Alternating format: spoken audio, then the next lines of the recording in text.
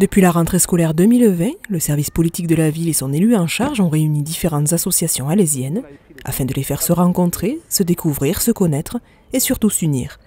C'est le sens de cette première journée d'échange qui s'est déroulée pendant les vacances de février. L'initiative d'aujourd'hui, c'est de faire des échanges et des rencontres à travers les structures politiques de la ville, QPV, pour bien évidemment les usagers des quartiers régissants en politique de la ville. Et à travers le kickboxing alésien, le salto et aventure de Mende, c'est de faire rencontrer et faire découvrir des activités sportives, notamment de sport de combat pied-point, du cirque, des activités du cirque, donc allier en fait la culture et le sport dans l'enceinte de la cité scolaire. Une première en fait actuellement, ça ne se faisait pas, donc du coup c'était des choses très intéressantes à renouveler et nous ce qu'on voudrait c'est qu'elles s'inscrivent dans le temps et dans la durée. Cette volonté de pouvoir mutualiser toutes ces associations qu'on finance dans le cadre de la politique de la ville, et le but c'était justement de faire des rencontres avec plusieurs associations, partir sur des projets et essayer justement de prendre ces gamins qui sont dans les quartiers QPV, dans les QPV et de leur donner cette chance ou cette occasion de pouvoir connaître justement d'autres activités. Que les associations se connaissent entre elles pour que les enfants puissent aussi les connaître et ainsi de suite.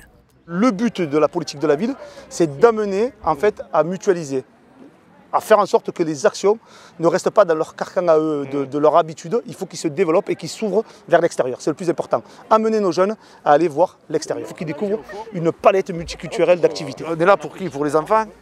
Et bon, pour qu'ils puissent toucher à autre chose que la boxe. Et pourquoi pas trouver quelque chose qui puisse les épanouir autrement, quoi. Bon, parce que c'est vrai qu'ils s'épanouissent dans la boxe, mais ils peuvent s'épanouir.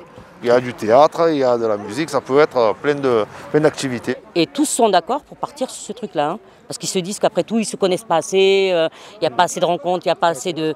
Et donc là, leur but, c'est justement de se dire, ben voilà, c'est super, on va travailler avec les quartiers vont sortir, enfin vont aller à l'extérieur, et l'extérieur va venir à l'intérieur, et c'est ça justement, c'est ce partage, ce mélange, cet échange. Donc plein de fraternité, on va dire.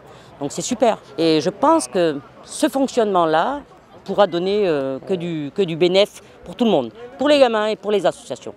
Et les jeunes impliqués dans cette première journée ont apprécié l'initiative.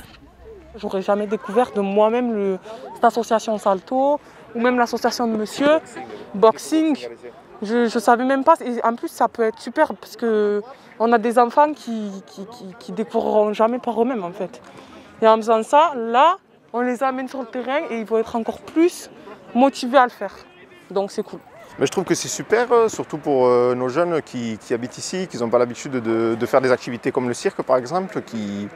C'est sûr que si le cirque ne serait pas venu aujourd'hui, je pense que les enfants là ne seraient jamais allés faire du cirque par eux-mêmes. Et du coup, ça permet de leur faire découvrir de nouvelles activités et pourquoi pas de leur découvrir une passion. Et du coup, je pense que c'est super. Une première réussie.